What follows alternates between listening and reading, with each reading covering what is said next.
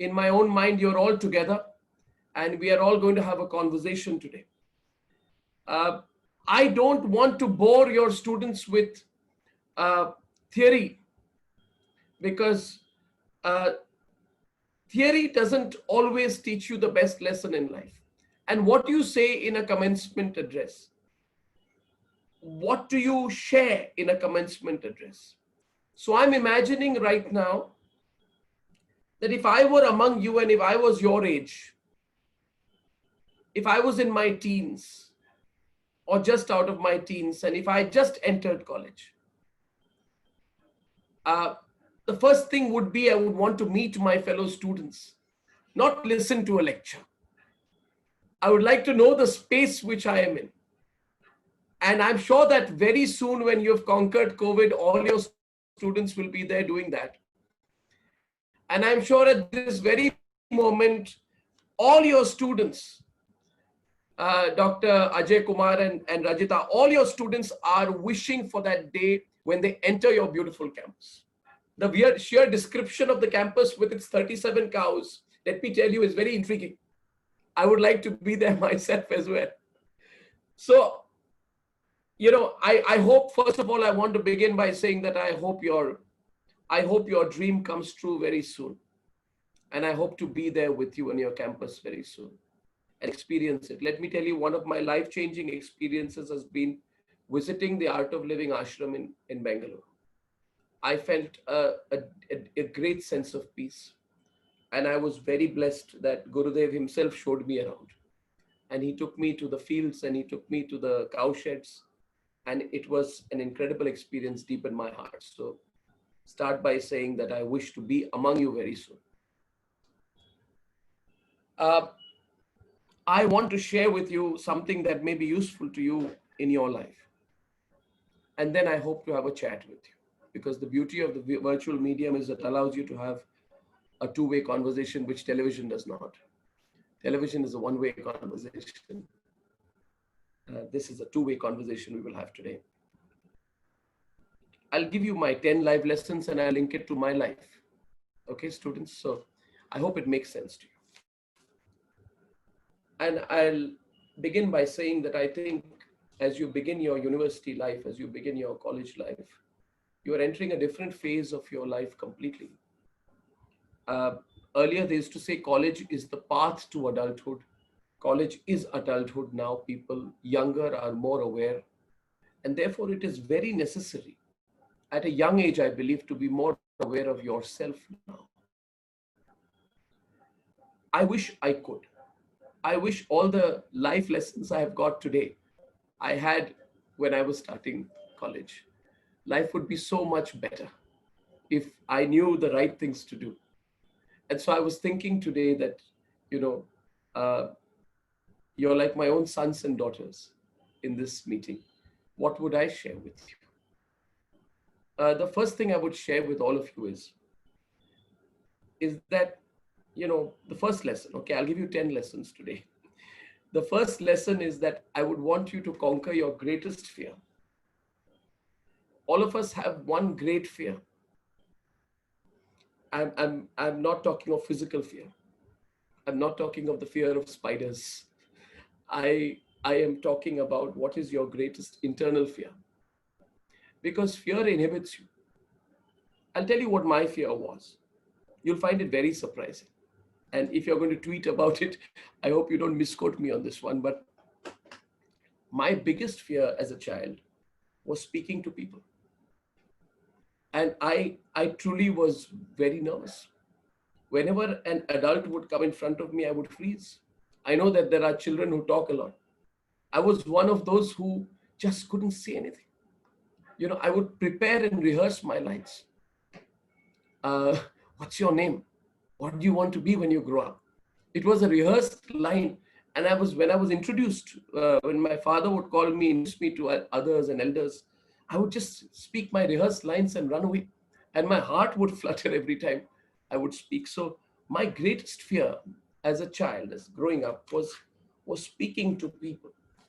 And I cannot tell you the exact point at which maybe I conquered that fear. But as I was preparing to talk to you today, I thought about it. And I think that when you find that one thing which lifts your spirit, then you conquer your fear. And for me, somewhere around class 7, 8, 9, 10, poetry, declamation, and because I found it a very interesting and solitary pursuit. I found it, I would read poetry alone. I would do my declamation alone. So before going in for a declamation competition, there would be a lot of time where you would rehearse to yourself, and there was nobody in the room, and you would speak loudly, and you would speak with intonations. And as you were doing that, there was a, you could feel the blood rushing through. And especially poetry and declamation was about assertion and rhetoric. And if you imagine a young person who's afraid to speak in front of others, and if you imagine a 13, 14-year-old child who starts declaiming and doing poetry to himself, and then you go before people and you freeze again, but then you go back to the room, you practice again, you go back. And there is one moment when there is somebody in the audience who will appreciate what you've done. And we are all looking for that recognition. And, for me, poetry, declamation, and then debate, and then the losing stage fright. When it's like swimming, once you lose stage fright, it never comes back. And then your greatest fear becomes, what would you say, your addiction. So that explains why the poetry and declamation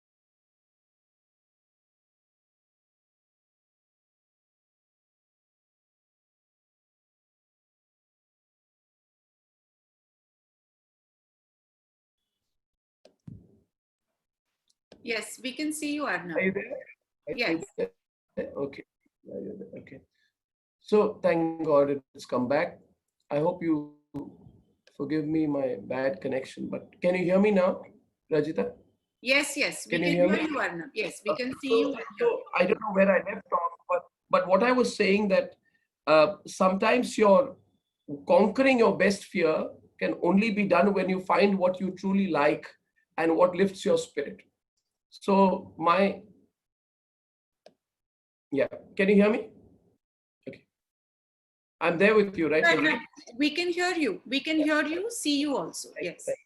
So I was saying that sometimes when you find what truly lifts your spirit, what you enjoy, what gives you happiness, it can conquer your biggest fear. So I think the first and most important thing I would say to everyone who is in this session today is that let's start by promising that on your first day of college that you tell yourself that you will do whatever it takes to conquer your biggest fear.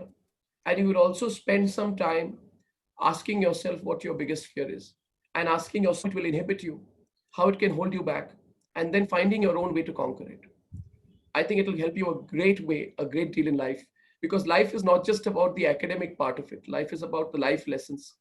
And so for me, my biggest fear I shared with you. The second thing I'd like to share with all of you today is that the value of hard work and the value of perseverance, there is no alternative to it in life. This may appear very simple, it may appear to be a cliche, so let me give you a more detailed explanation of what I mean by it. You will find in life that there is talent, and of course there is opportunity. Talent is uneven, opportunity is unpredictable. So what is the certainty?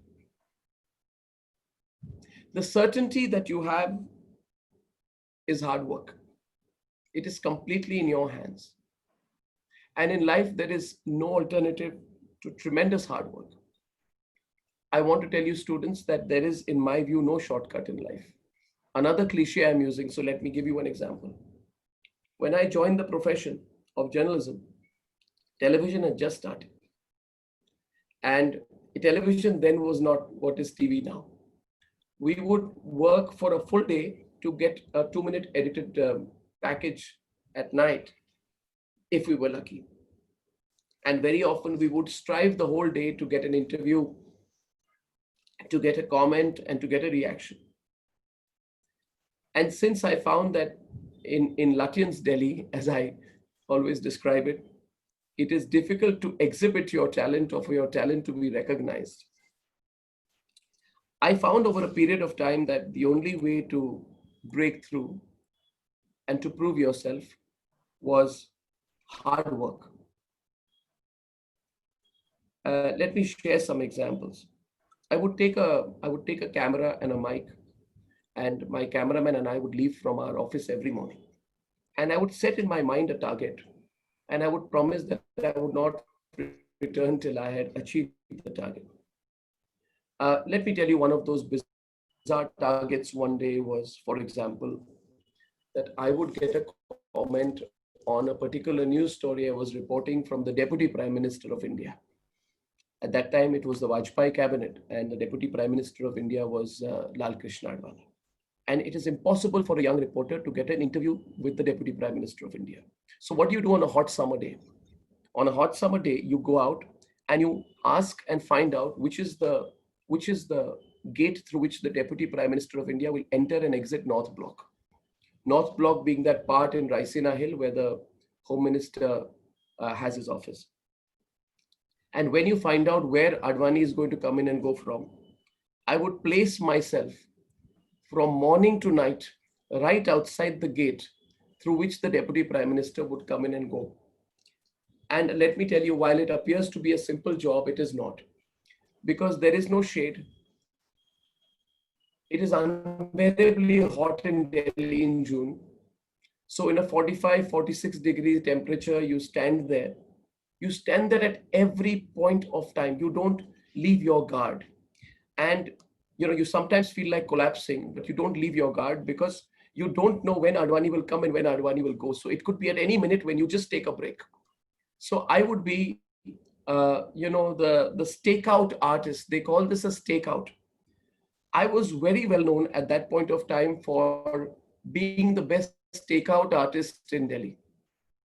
So I would spend 9 hours, 10 hours, 11 hours, 12 hours standing in the hot sun just to get that one moment when I could possibly, get the Deputy Prime Minister to see me. It was very difficult. You would almost faint. Sometimes you'd think that you'd collapse. But I'll tell you, my greatest moment has always been when, after all that hard work, one of my most beautiful experiences in life has been, I stood for 1 day, 2 days, 3 days, 4 days, every day outside North Block with my camera. And eventually, I don't know whether Mr. Advani took pity on me or was just surprised to see me there. Eventually, on the 3rd or 4th day, he asked, I suddenly got a message from someone inside saying, "You've been summoned inside." And I was drenched in sweat, and I still remember going in. And Advani, I'm sitting next face to face with the Deputy Prime Minister of India, and it can be overwhelming if you're a 27-year-old sitting there in that situation. 26, 27, I don't know how old I was. And he told me, "So beta, तुम कितना देर इधर खड़े हो? तुम और कितने दिन इधर खड़े रहोगे?" And I remember I told him, "मैं तब तक खड़ा रहूंगा जब आप मेरे से बात नहीं करेंगे." And he said, "Okay, roll your camera, ask your questions." And I got an interview with him. 4 days. See, what I'm trying to share with you students is that there is no alternative to hard work. In Delhi, when I was starting my career, it was so difficult to make a mark. Journalism was so full of people with connections who know others that it's difficult for someone on the basis of your degree, your qualification, or your talent to make your mark. But what I learned was that There is nothing that can defeat hard work. A word which I swear by even now, which I call tenacity. And I define tenacity as the ability to do something repeatedly, to work hard for a protracted period of time towards what you want to achieve. So my second lesson, first, of course, I would ask you to conquer your greatest fears. The second, I would say that there is no alternative to hard work. Let me tell you one more example of where hard work eventually pays out and not giving up pays out. On another occasion, I would get the worst of beats. A beat is an area where you cover, a beat in journalism. I don't know. So you are on the legal beat or the home ministry beat or the railway ministry beat, right? Or the crime beat or the entertainment beat. The problem with me, I never got a good beat. Everybody got the good beats. So somebody would cover Congress, BJP. I would be the one without a beat. I was the 12th man in NDTV. What nobody else does, usually comes to you. So as the 12th man, I found one day that the person covering the Congress beat had gone on leave. And I was told that I should cover the Congress beat for 2 or 3 days. The interesting thing was, at that point of time when I was covering the Congress beat, there was this big event where Sonia Gandhi, who was then not the Congress president, was going to Sri Perumbudur. And I thought it's a great opportunity. So I said, I want to go to Sri Perumbudur to cover the event where she is going to speak. Sitaram Kesri was the Congress president. I went all the way to Chennai, then from Chennai to Sri Perumbudur to Chennai back. And I was coming back to Delhi. I was not allowed to report the story. The local reporters said, we'll cover the story of Sonia Gandhi's speech. So I said, what am I going to do? I was told, you carry the camera, you move around, you be our assistant. It was a very, it was a humiliating experience when you think that you're going to get a great reporting opportunity, you're going to report a great political story, things are changing in the Congress, and you're not even allowed to show your face for 1 minute. I came back and I was back on the flight from Chennai to Delhi, and I was completely desperate. I broke the rules. I carried batteries in my camera. I'm sorry to say this now. I could be arrested for it. It was not allowed. I carried batteries in my camera. And when the plane landed in Delhi airport, I ran like a madman from the economy section to the business. And the SPG blocked me. And I started shouting. I said, Miss Sonia Gandhi, you have to talk to me. Of course, now she doesn't like me anymore. She wouldn't talk to me. But at that time, I said, talk to me. And I started screaming and shouting. I was completely desperate. And the SPG was pushing me back. The passengers possibly thought I was mad. But I was desperate. I had worked so hard. I had gone all the way to Chennai and back. And they were not giving me an interview. And eventually, I was called on the tarmac by the SPG. And on the tarmac of Palam Airport, Sonia Gandhi eventually spoke to me. It was a 4 to 5 minute interview. The reason I'm telling you here today, because it was the first time she ever faced the camera. The unfortunate part is that she doesn't face the camera anymore, neither does her son. But the fact is, it was the first time she faced the camera at that point of time. And for me, it was a big break. I would not have got the break had I just not worked hard, had I not been desperate. So I want to tell you, students, please take this lesson of mine very seriously. There is no alternative in life to hard work, perseverance, and tenacity. Where you go from here will be determined much more by your hard work than by your talent alone. And opportunities are unpredictable. I'll talk about that later. The third thing going on opportunities, I want to share with all the students. I see some parents also with them in this meeting. And this is important. I'm sure all parents say this to their children as well. Students, grab every opportunity you get. Grab every opportunity. Do not let an opportunity pass. I was so desperate for opportunities when I started my career. I'll give you one example of an opportunity I took, which was completely crazy at that point of time. I was asked, do you know Hindi?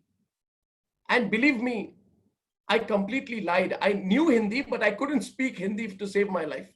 They said, "Are you good enough in Hindi to anchor the news in Hindi?" I don't know what came over me. I said yes, because I thought this is my only way to be an anchor on TV. So if you look back at the tapes, you will find in 1996 or 1997, when many of you were probably not born, there was a scrawny kid who used to come on Doordarshan doing a Hindi headline bulletin called Surkhiyan. That was yours truly. I used to memorize the lines, what we call in Delhi University language, doctor will know it, rattofy. I used to rattofy the lines in Hindi, read it in an English script, be sweating at the end of the opportunity, but I grabbed the opportunity to do anchoring. So my first anchoring on television was not in English. It was actually in Hindi. Had I not taken up that opportunity, I would have perhaps never even been an anchor. So students, grab every opportunity. You don't know what will turn out for you. You don't know what will work for you. Don't let go of a single opportunity in life. The fourth thing I want to share with you is, and students, this is important that you have a conversation about it with your teachers and your parents as well. Take risks. Whether you are young or old, take risks. You are today entering your youth, right? We are past it. But let me tell you one thing. There is nothing that gives me a greater blood rush, a greater sense of excitement than taking a risk. Take risks. Take big risks in life. The more risks you take, the more fruitful your life will be. Of course, calculated risks. But think about it. Don't let fear ever overcome you. And now let me share the one risk which I took, which was useful for me in the long run. But when I took it, everybody said that, I'm making the biggest mistake of my life. In 2004, I quit NDTV. I quit NDTV in 2004. And believe me, everyone wrote me off. Everyone. When you take risks, you will be written off. And especially if you're young and you take risks, many people will write you off. And everybody will tell you to tread the beaten path, everything. Let me tell you about my risk and what it taught me. I left NDTV in 2004. At a very young age, I was a senior editor. I had a good salary. I had bought a house. I had a small child. I was, as they say in the ultimate Indian lingo, I was settled. You know what I mean? Have you been told to be settled or not? How many of you raise your hands? How many students have been told to get settled quickly? All right. Yeah? Okay, good. I can see quite a few of you raise your hands. So that's good. I was settled. It was ridiculous to leave NDTV at that time. Ridiculous. I remember when I was leaving, I think even Pranay Roy was surprised. And he asked me, he said, "Why do you want to leave NDTV?" I gave him a brutally honest reply. I said, "Pranay, I want to create a second source of employment for English language journalists who are doing television in India." Because at that time, there was only NDTV. Now imagine one individual leaves a mothership. The mothership is 100 times the Titanic. You have no idea how dominant NDTV was in 2004. There was only NDTV. There was Doordarshan and NDTV. And for somebody who has broken through the ranks, worked hard, become a senior editor in NDTV, to leave it all and leave the city and leave Delhi, which is the Mecca of journalism, as they say. It certainly is not. And then go to Mumbai and think of starting a channel was unbelievably ridiculous. And to make your family move and everyone move, to leave your house, it was just, I was the laughing stock for the longest time. And I'll tell you one story.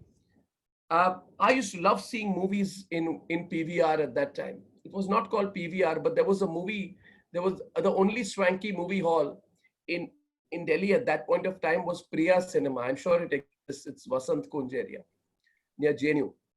Um, and I would love going there. So after leaving ND, I was asked when I was being interviewed by the Times of India, do you know everything about launching a channel?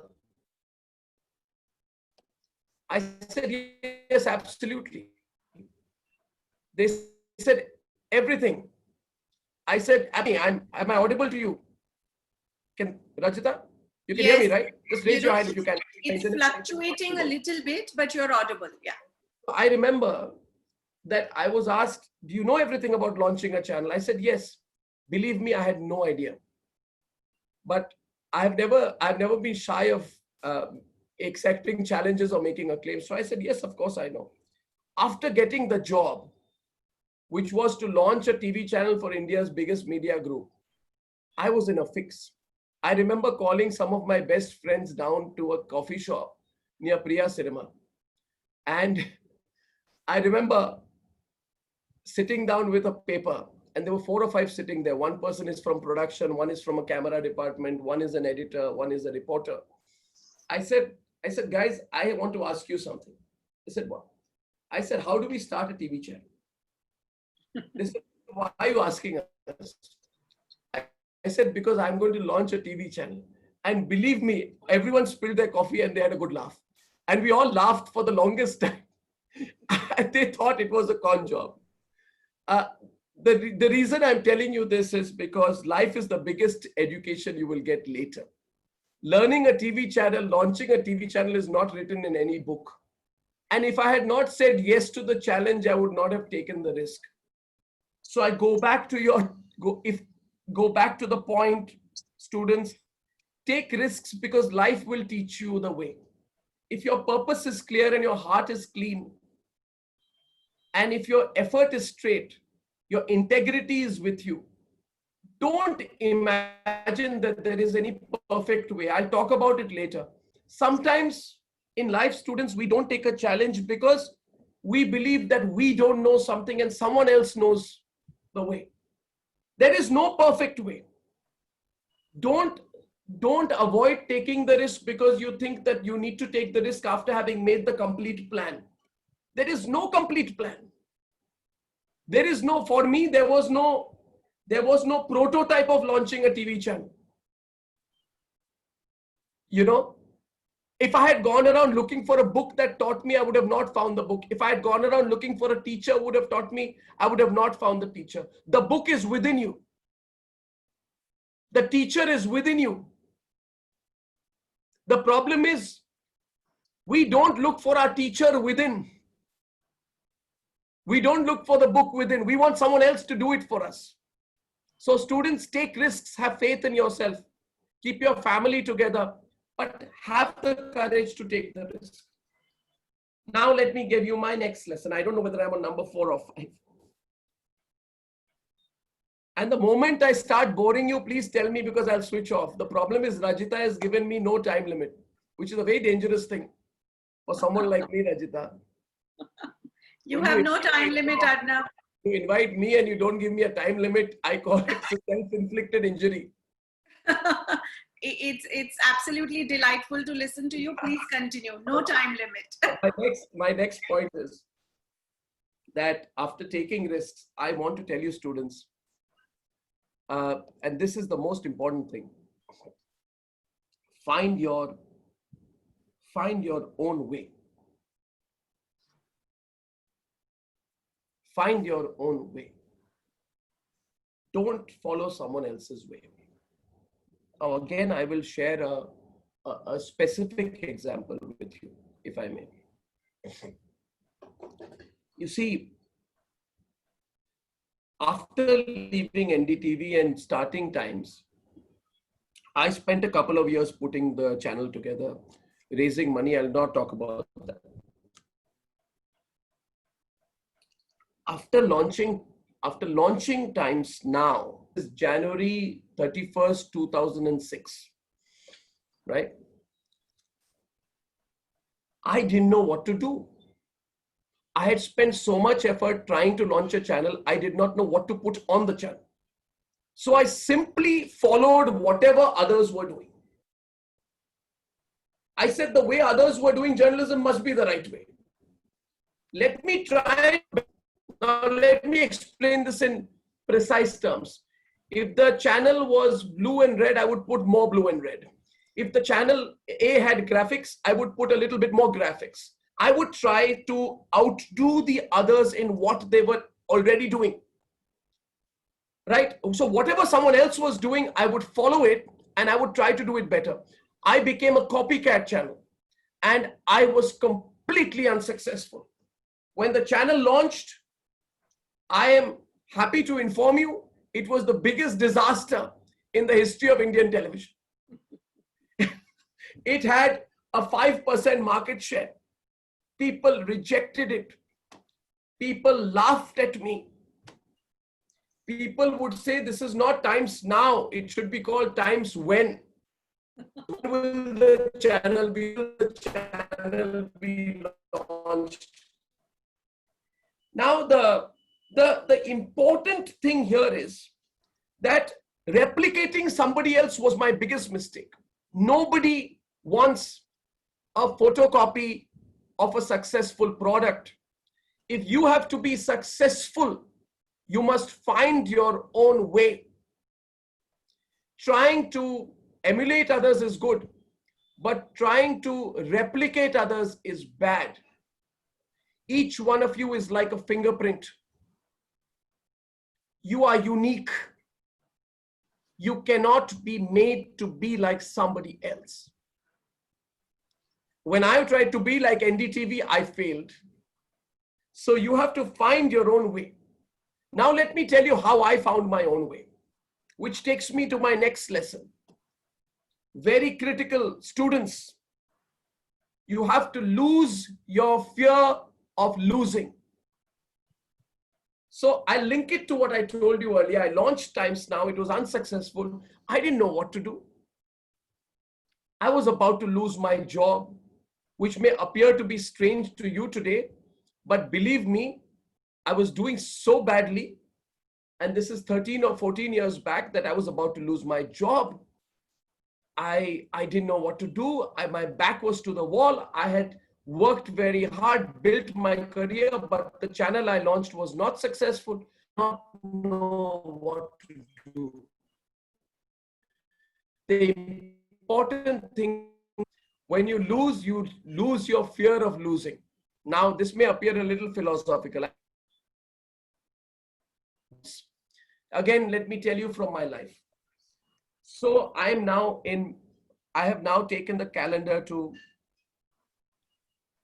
May or somewhere around early or mid 2006. I don't know the exact date. I'm sitting at home on a Sunday. I'm about to lose my job. Everybody is making complete fun of me. I was not even a very well-known anchor at that point of time. And it's important you know this. And I got a phone call.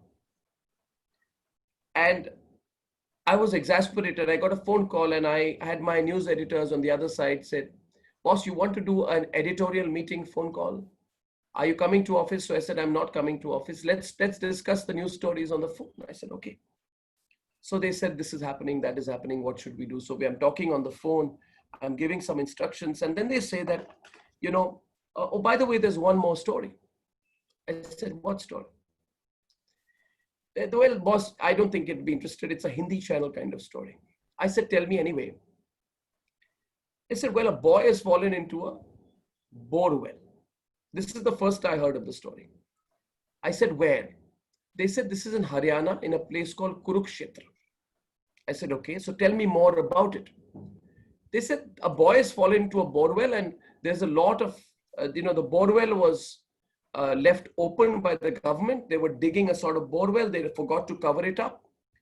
And a child was playing. He fell into the bore well. We don't know whether the child is alive or dead, but a lot of villagers have gathered around that area. A lot of people have gathered. They're trying to save the boy. The Hindi channels are covering the story, but it's in Haryana. It's a Hindi channel kind of story. Let's not cover it.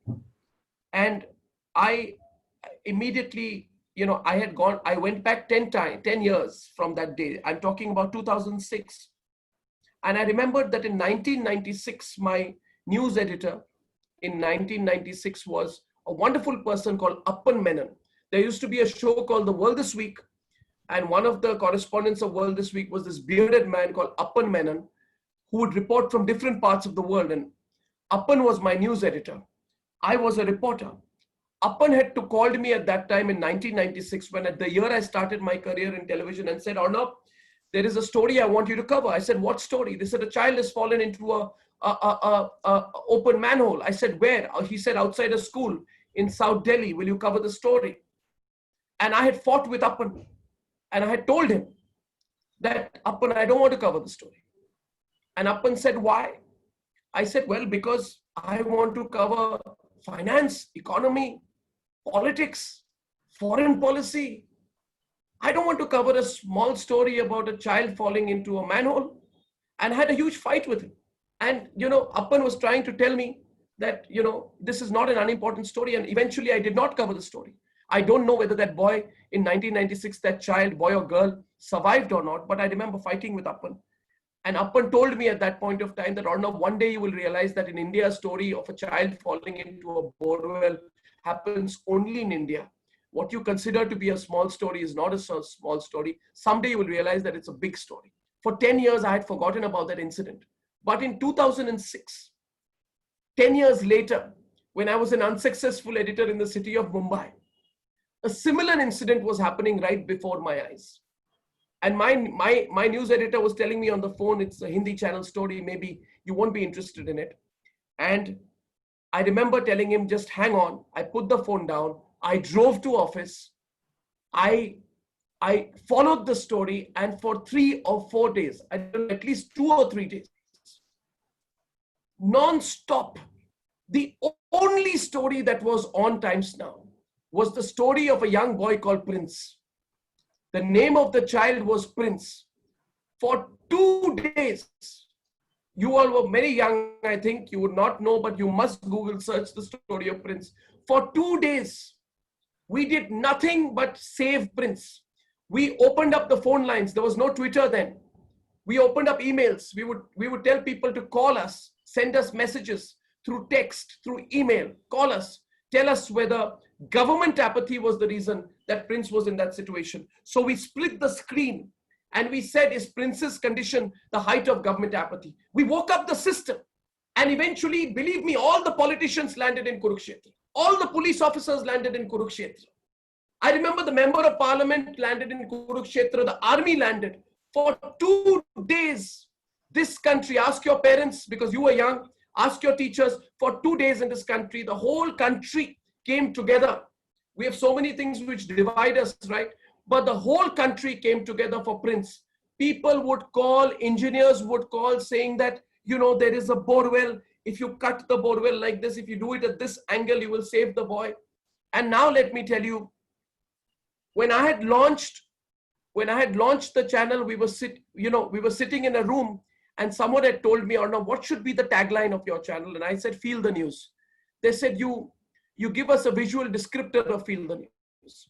So I said, feel the news is any news moment. Say Sachin Tendulkar is scoring a century. There is no audio over it.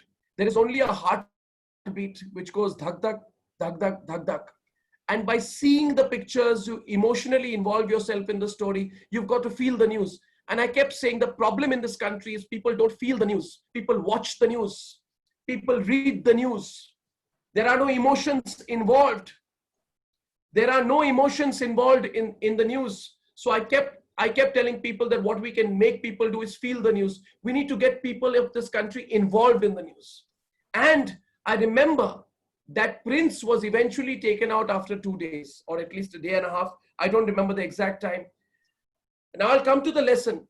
Eventually there was a officer or a Jawan from the military engineering service who brought out a child, covered him in a cloth, an orange cloth, a yellow cloth, and took him out. And my whole newsroom started looking at the TV, and there was pin drop silence. And believe me, we were all relatively young. I was in my early 30s. Rest of my team was in their early 20s to mid 20s. And we were all looking at the TV because we wanted to know, were we successful? Would Prince come out? And eventually, after a hour or 2 hours, someone from the army came out and he said that Prince is alive and he's being taken to hospital for treatment. We had saved the life of a 6-year-old boy. And my whole newsroom started crying. My entire newsroom started crying.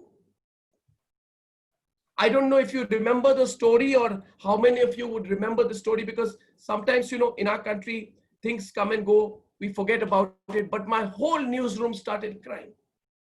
And now I come back to the life lesson. Listen, students, I remember when I was doing the story of Prince, I was considered to be a failure. My channel was considered to be a failure.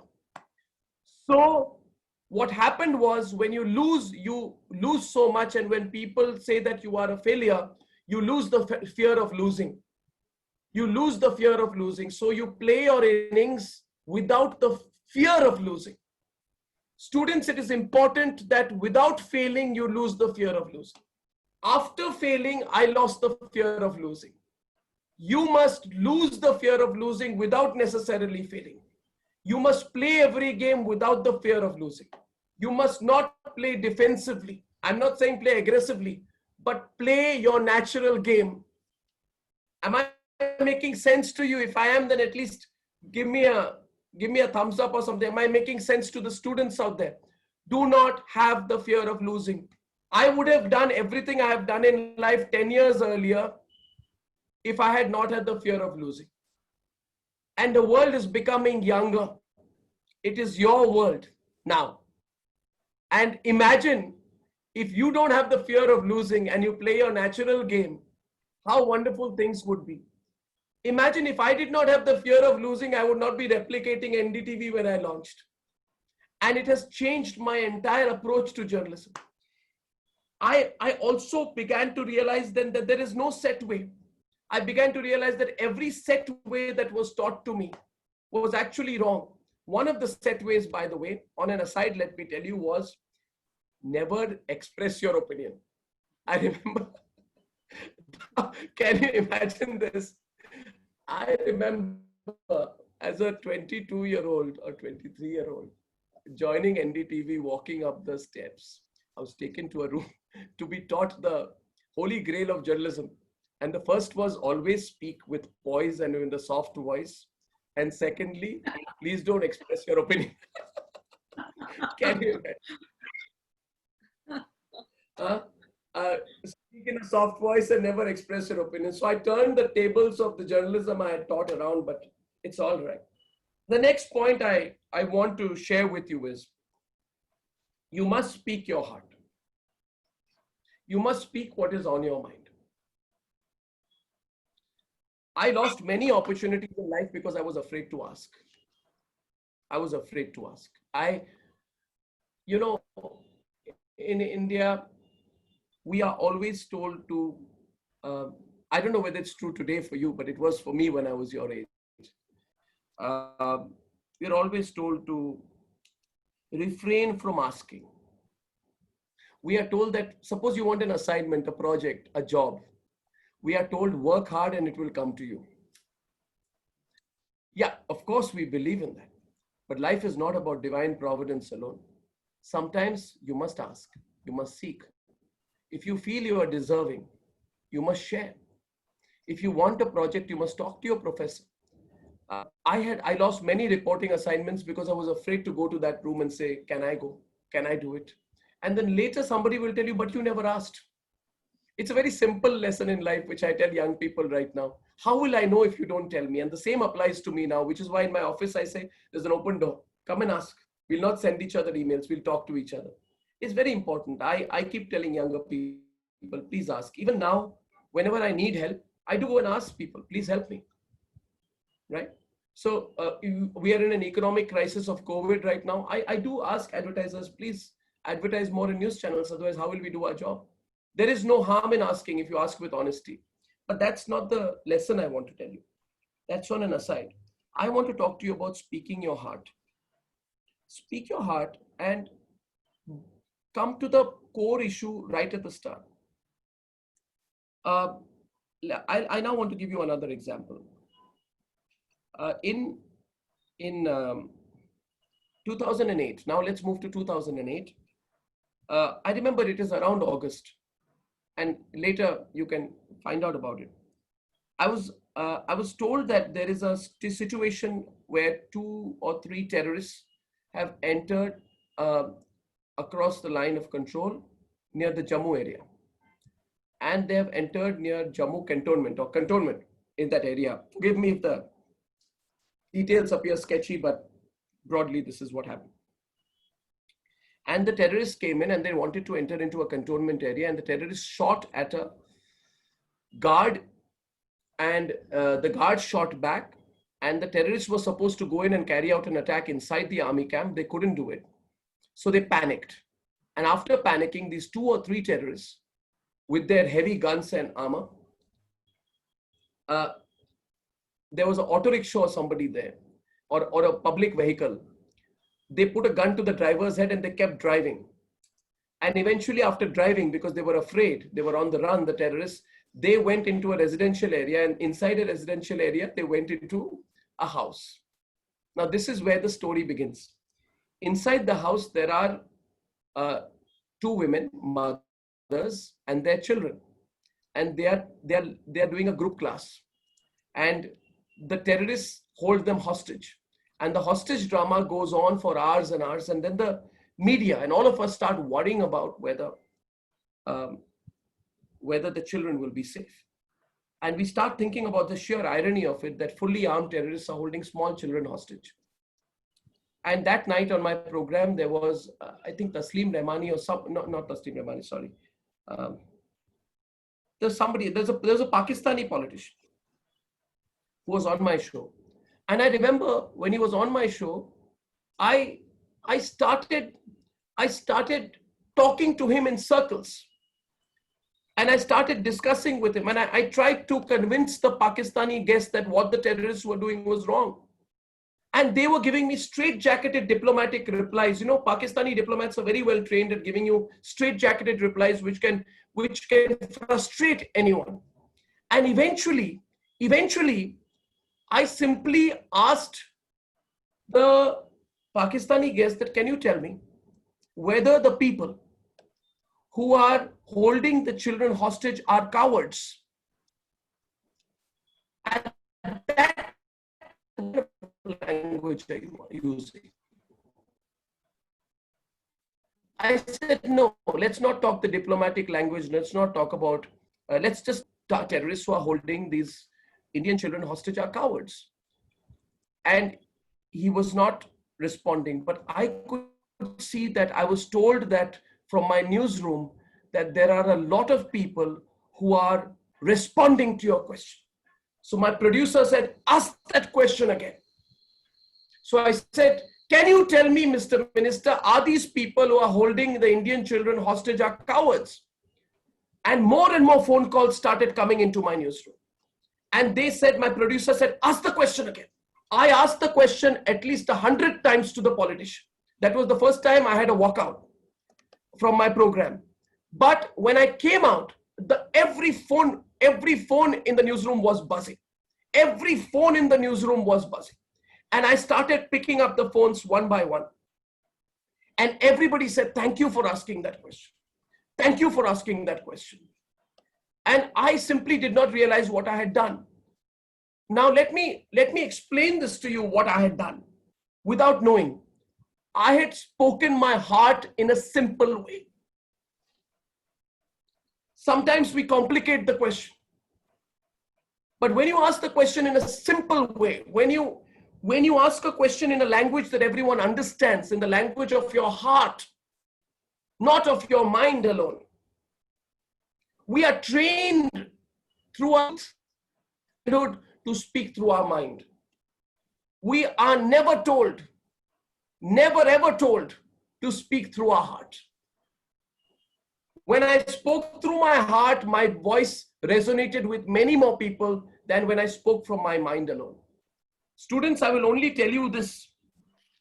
This was the biggest lesson in my life and the turning point in my career. And I'll tell you why. From 2008 alone, my journalism changed. I now speak more from my heart than my mind. Not that it's completely mindless, but I let my heart step forward first. If my heart tells me a story is correct, it is correct. If my gut instinct tells me that Sushant Singh Rajput has not been killed in normal circumstances, I go with my heart. If my heart tells me that there has been an act of corruption, I go with my heart. If my heart told me that Kalmadi was corrupt and the CWG scam happened, I go with my heart.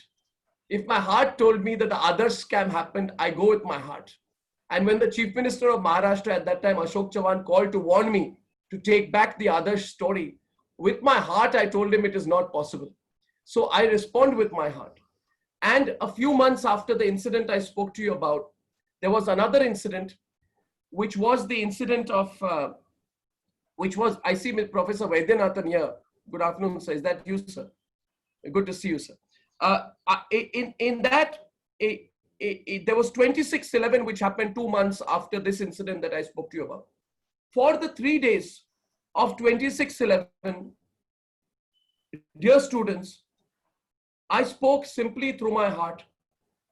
I challenged the existing ways of fighting terrorism through my heart. I involved people after 26/11 in public campaigns through my heart. When the Anna agitation happened, and my mind told me that I don't trust the people leading the agitation, whether it is Prashant Bhushan or Yogendra Yadav or even Arvind Kejriwal. I did not trust them. But my heart told me that the fight was good, even if the individuals I did not agree with. So I always told myself, you may not agree with the individuals, but the battle against corruption is greater. So I spoke through my heart. My heart has never proven me wrong.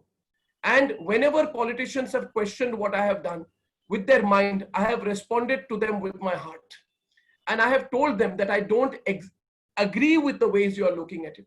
When the Minister for Information and Broadcasting at that point of time threatened me that they would black out the channel if I don't stop my non-stop coverage of 26/11, I spoke with my heart and I said that if you black out my channel, then I will go on other mediums and digital and tell the whole world that you're blacking me out. So it is important, students, that somewhere beyond just finding your own way, you start listening.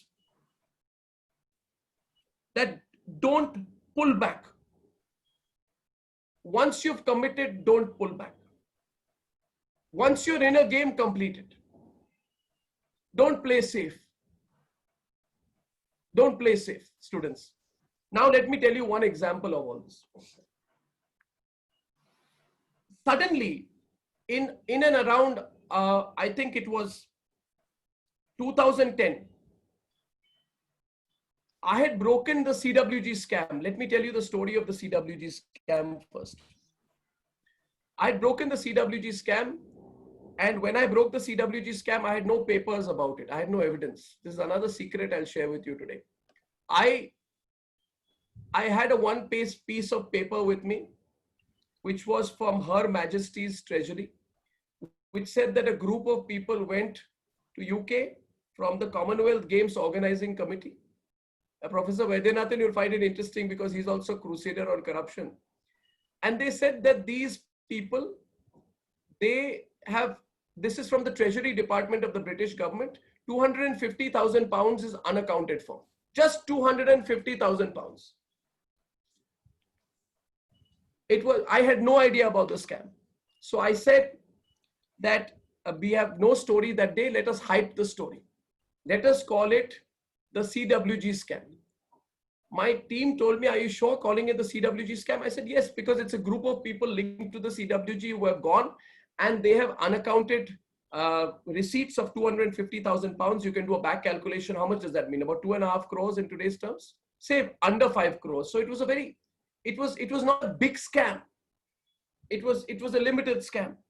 But true to form, I hyped it and I called it the CWG scam. And I divided that page I had into 3 parts, paragraph 1, paragraph 2, paragraph 3. And to These are some of the tricks we do. I said part 1 today, part 2 tomorrow, part 3 day after, to retain viewer interest. As soon as I said that much more to follow, I got a call from the right-hand person of Suresh Kalmadi in Delhi after showing the story. And the person asked me, "You are going to break the CWG scam?" I said, "Yes." And he said, "You have got all the papers?" I said, "Yes." He said, "You've got all the proof?" I had no proof, by the way. I said, "Yes." They said, "You have all the evidence, you know exactly what is going on?" I said, "Absolutely, I have absolutely every knowledge of whatever is going on." Then the person told me, "Okay, in that case, I'll send you a little bit more." And that's when the evidence came to me. What I'm sharing with you today is that I had no idea about the Commonwealth Games scam before making a big claim on television that I had the scam. The papers came to me from Suresh Kalmadi's office a day or two later. Now, what has this got to do with what I told you about not playing safe? Once I had broken the CWG scam, expectations had grown. And such a big scam at that point of time. Suresh Kalmadi did a press conference. There were denials. The government was in tumult. The Congress party was called. Suresh Kalmadi was booed at the opening ceremony of the Commonwealth Games. It became the biggest anti-corruption story in the history of independent India in more than 50 years. The CWG scam. Expectations grew. And suddenly, I found myself surrounded with evidence from all over India, all over India. I started getting scam papers, evidence everywhere across India. It seemed there was a scam to be broken. And I just did not know how to handle the attention. I'm not a trained investigative journalist.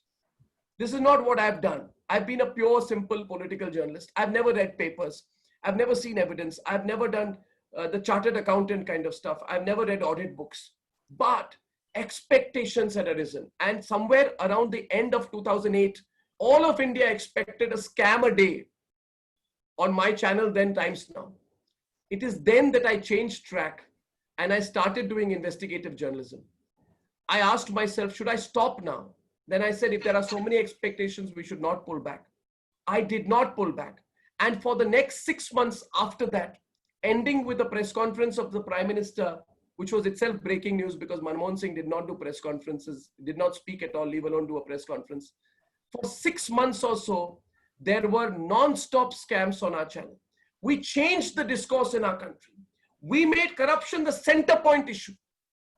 We made corruption the issue way before India Against Corruption and others came in. They came in later.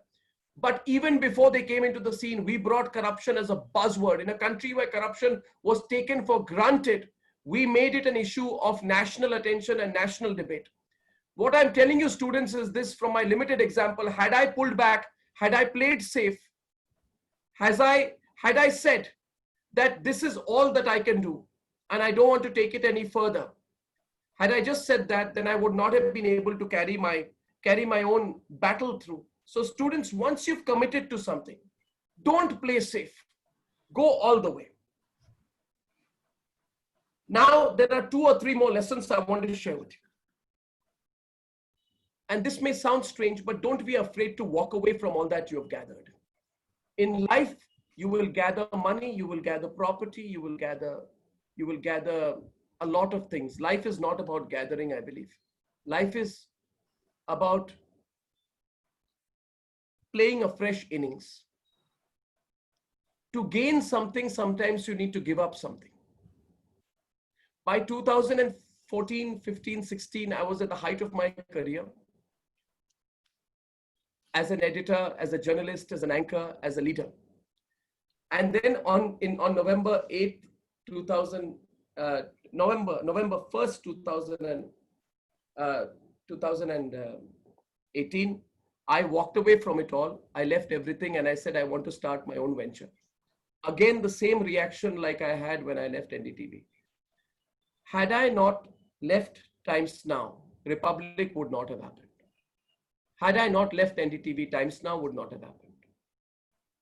And had all of this not happened, maybe a lot of things which have happened in Indian journalism would not have happened. I'm not saying I've contributed greatly, but I've contributed in my small way. And I think it is very important, students, for you to know that if someone tells you to play a fresh innings, don't look back. Always be ready to play a fresh innings. Which means if you've scored a double century, tells you to start all over again.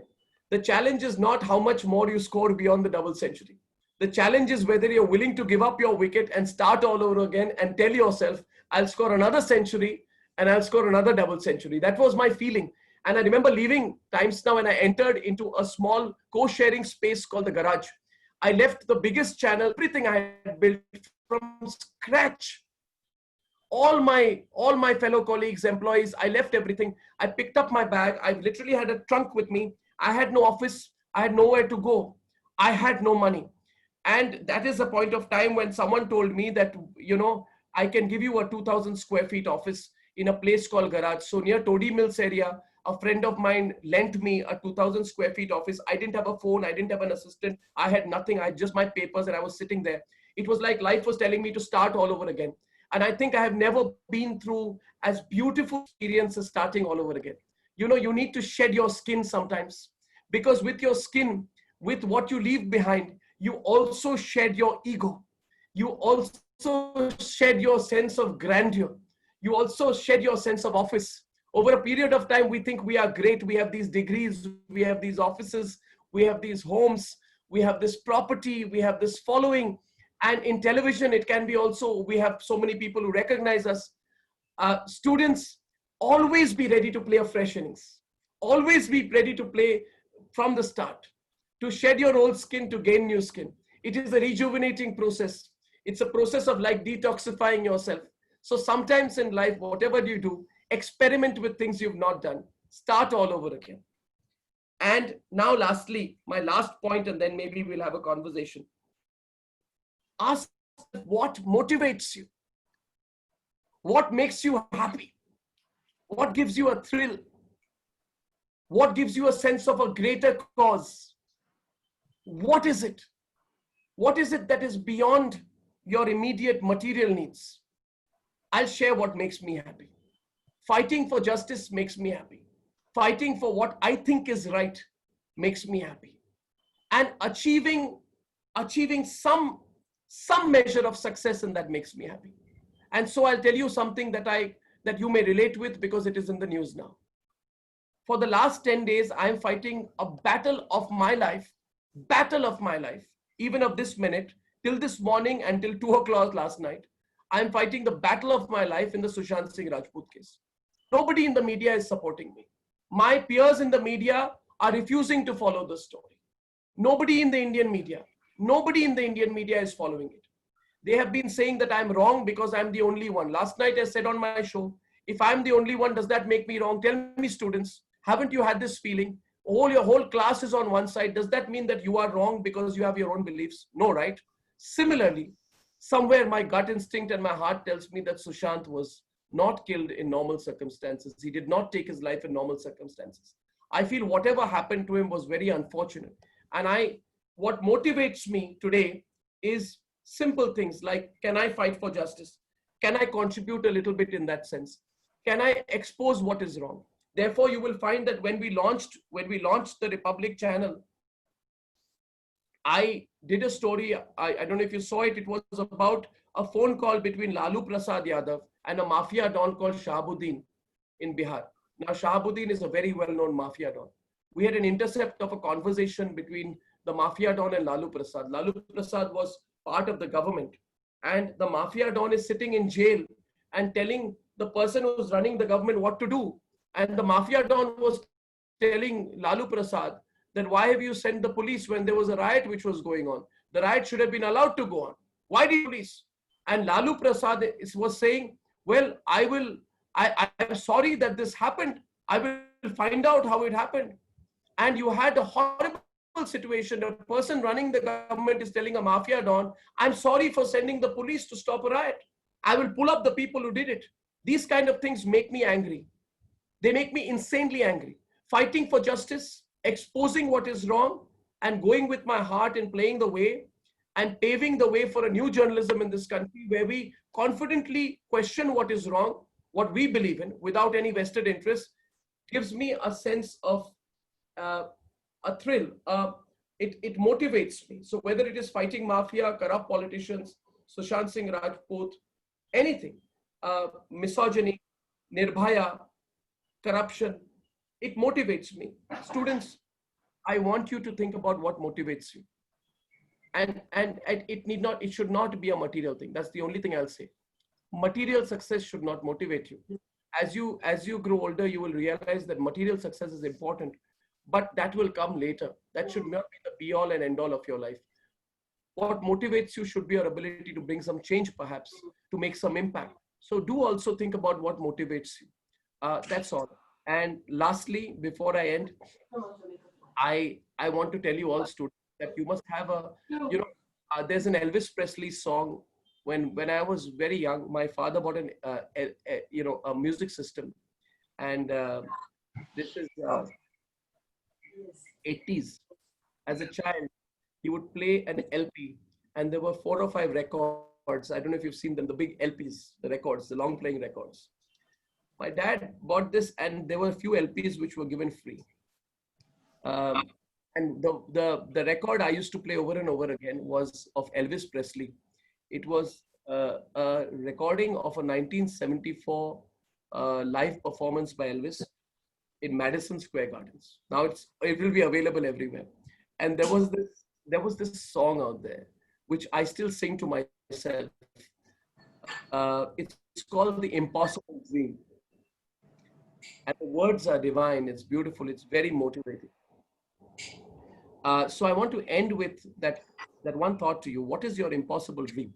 You must have an impossible dream. There's always a possible dream and an impossible dream. The impossible dream is one which seems outside the realms of possibility. It's, remember, it will be run down. It will be seen to be inconceivable. But, look at Elon Musk. Look at what he's achieved. Look at what he's achieved. Facebook may make much more money, but Elon Musk will have much more impact. Elon Musk will be the Galileo of the future. Life is not about making money. The richest men in the world are never remembered. The people who make the big changes are remembered. If I were to ask you, students, can you tell me who was the richest man and the 5th richest man and the 7th richest man in 1995 or 2005? Would you remember? Your parents remember? Nobody would remember. But if you'd say, who made an impact? I can tell you 100 years from now, when people say, who was the person who dreamed we could go to Mars? They will still remember Elon Musk. So we are not all Elon Musk, nor are we making tall claims to be. But we all should have impossible dreams, or to be part of an impossible dream. Like, I believe it's not just Elon Musk. It's from everyone who's working with him today in his organization. SpaceX is part of a bigger dream. So sometimes we don't have to be the leaders, but we can be part of projects. Think of that, because that will make our country great. And we have to imbue a stronger sense. India has to be great. You have to contribute to the India story. I always say you cannot be, I was derided and made fun of when I said you can't be a good journalist if you're not a nationalist. Nationalism should be at the core of our beliefs, and Gurudev believes in it. Therefore, my impossible dream, finally, students, is that India should have a presence in global media. So, I think that we should have our alternatives to the BBCs and CNNs. I think evangelizing the idea, for me, launching Republic was about independence. But I don't want to do this. I want to launch a global venture on using digital and technology and young people, and make an impact in the media. I want Indians to broadcast news to the world. I want people in North America, in Europe, Western Europe, and in the UK to follow news that is made and curated. I truly believe that it is possible. And I have been saying that I've committed myself to a project that hopefully by the 75th year of Indian independence, by 2022, I'm in global news and doing it for the world, of India to the world. This is what you would call a big dream, the dream. But our challenge is to make it possible. So students, finally, I tell you, my last lesson to you is find your impossible dream and have the courage to follow it and take the right steps to achieve it. Your whole life is ahead of you. I'm sure that you will make it. Once again, I want to thank everyone at Sri Sri University, for inviting me today. I hope this has been of some use to you. And I look forward to talking more to you. Thank you.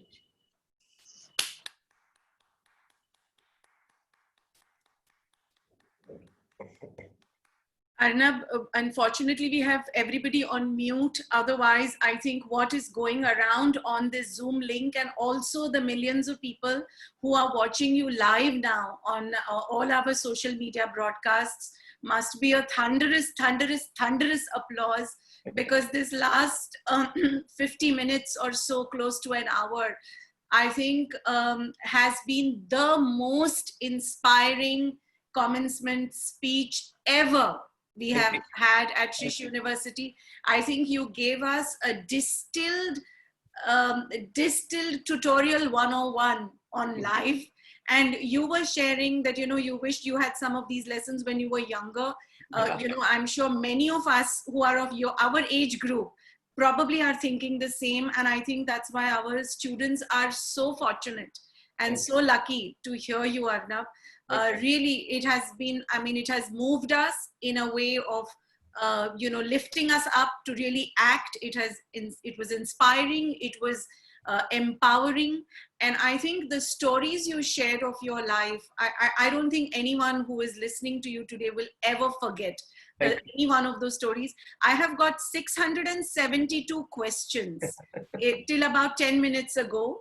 I didn't see since the last 10 minutes, but 672 questions, which obviously we don't probably have the time for.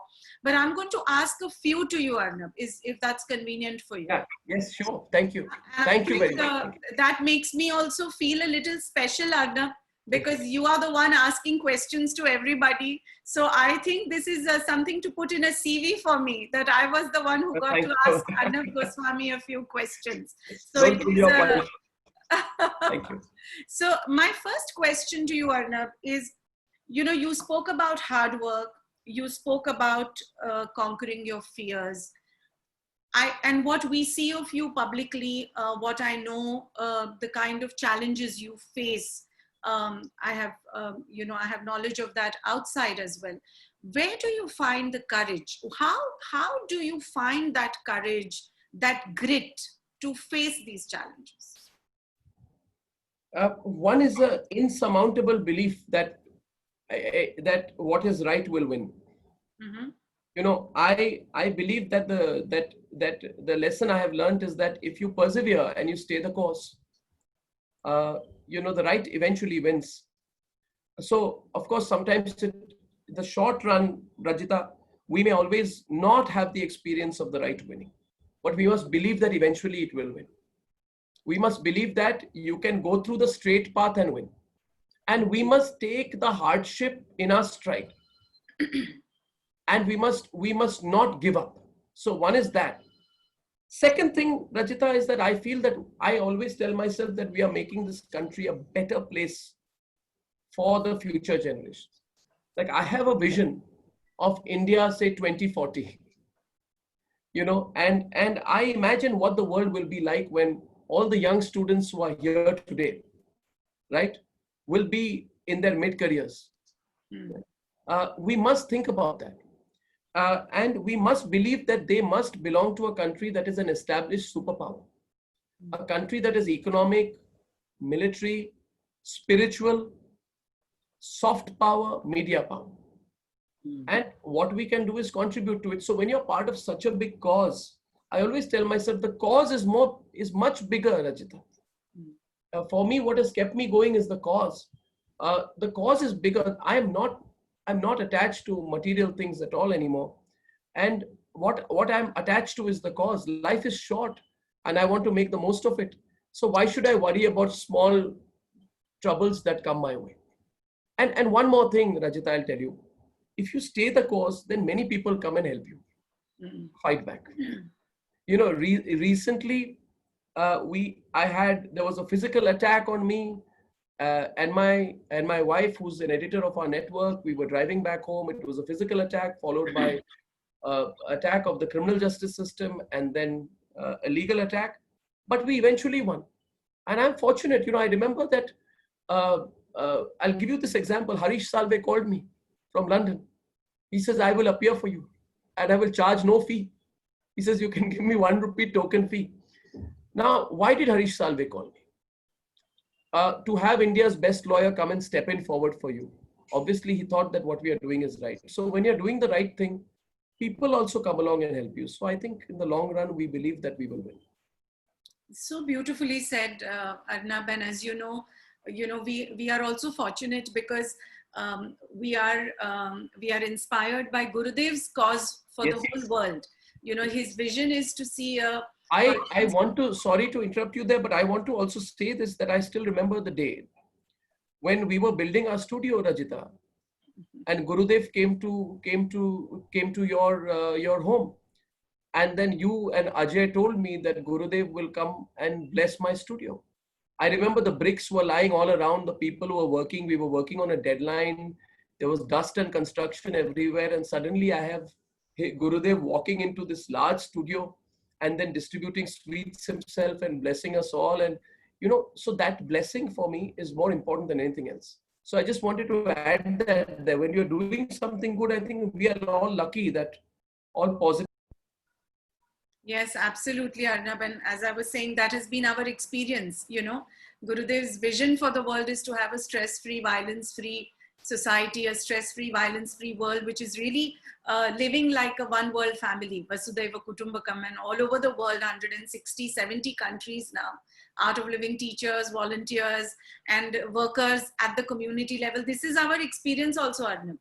We are building the university.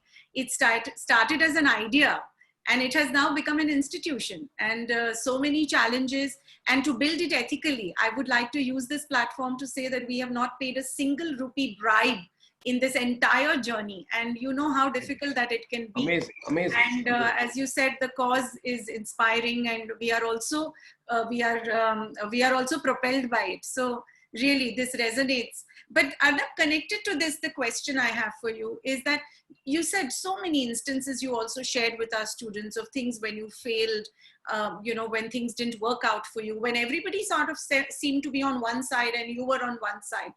How do you pull yourself up? What do you do to say, no, I will not cow down, I will not go down, I will stand up tall? What do you do? 1 or 2 or 3 tips or insights into that? It's an excellent question. I can only say, Rajita, that it is easier said than done. There are moments of self-doubt, Yeah. and there are tremendous moments of self-doubt. See, the gut instinct tells you, eventually shows you the way. I'll give you another example, Rajita. Once there were a lot of legal cases that were piled onto me after I fought these corruption cases. People see us on TV, Rajita. They don't, and to everyone, I'd like to say, people don't see the backstory. People see what is on air.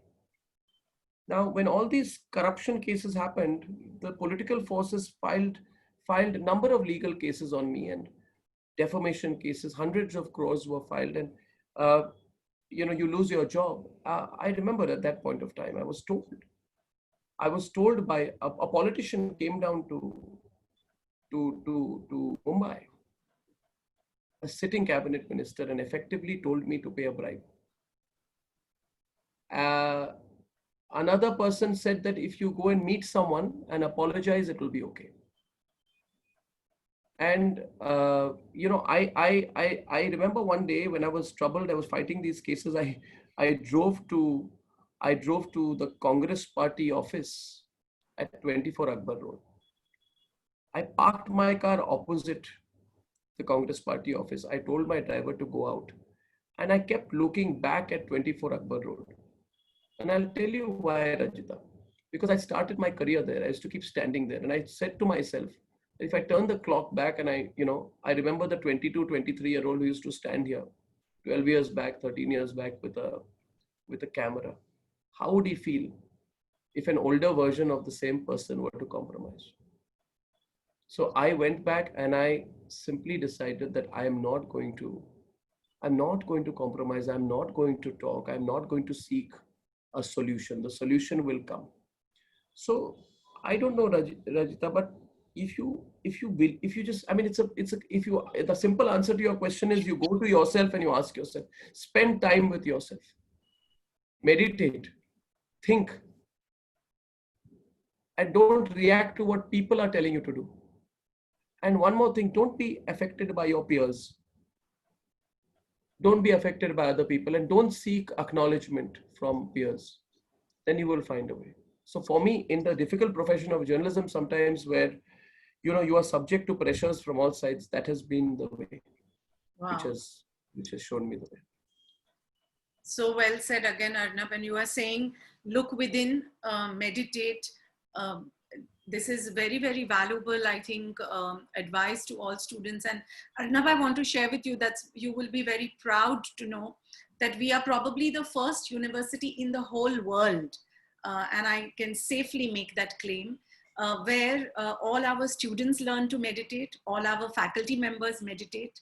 And we are probably the only university in the world where in the first week, when we begin our academic year, our new students do it with the Art of Living course, where they learn the new meditation techniques, breathing techniques. And our faculty members and the current students started with 2 days of silence in a silence retreat. It is unheard of. I would like to do a silence retreat also. Yes, Arnab, for sure. We should do it with you together. And I think for us, what resonates, and I'm seeing a lot of comments on the chat also, because you said so much about making your own way. Arnab, we are making our own way in education. We are competing with universities which are 300 and 400 years old. And we are wanting to do in 3 and 4 years what others have taken 3 and 4 decades to do. So that really resonates with us. And what you said today will help all of us, not just the students, all of us. Arnab, my next question to you is, you are a famous face. You have everybody knows you, and adulates you. You have a huge fan following.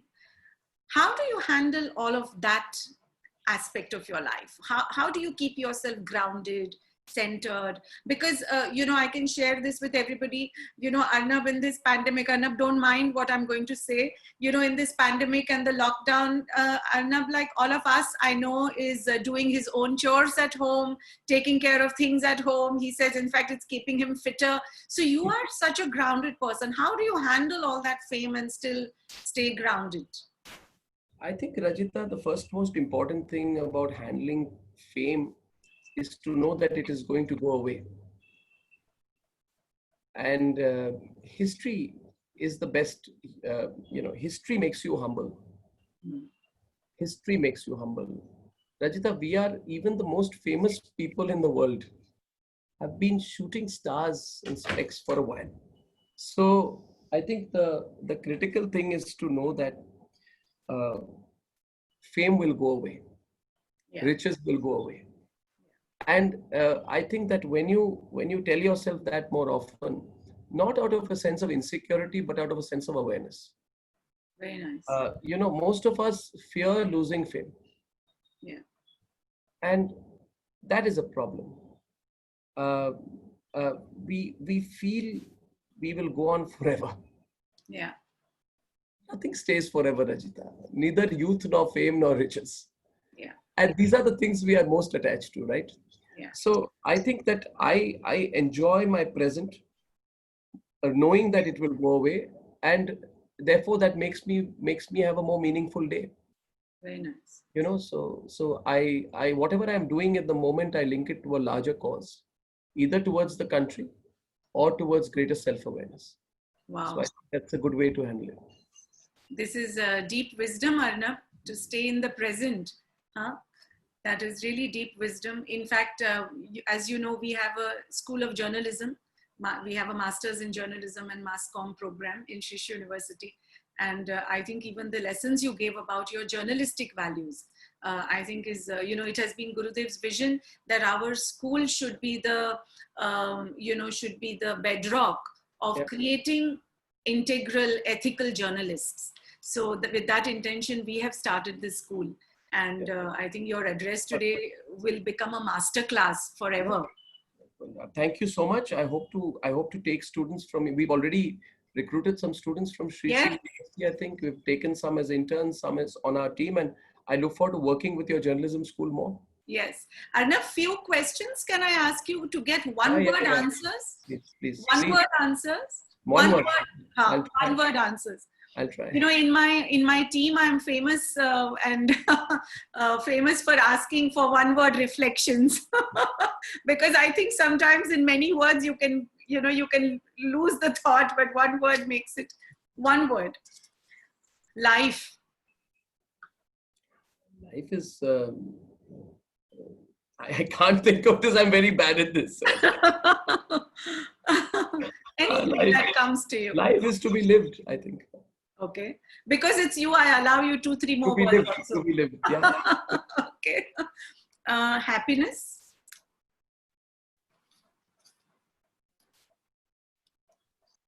Well, happiness is not material. Ah, very nice. Courage. Courage is to be exhibited. India. India is the future. Future. Unpredictable. The youth of India.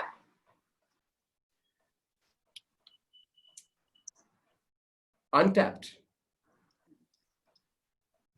This is longer than one word. And your way to relax.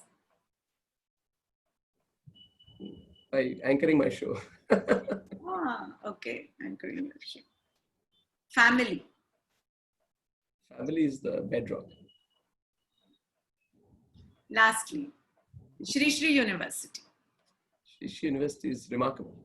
What you've achieved in a short time is remarkable. I mean, from what I hear of the scale that you've built is remarkable. It must have taken a lot of work to build it there. And I think what you're imparting is much more than education. You know, I think that aspect of it, where you make people more emotionally connected also with each other and the country, is important. And you're imbibing cultural values at the same time, which I think it will go a very long way. Very long. Arnab, Gurudev gave 3 values for Sri Sri University: learn, lead, and serve. So learn from the best source possible, without prejudice, without bias.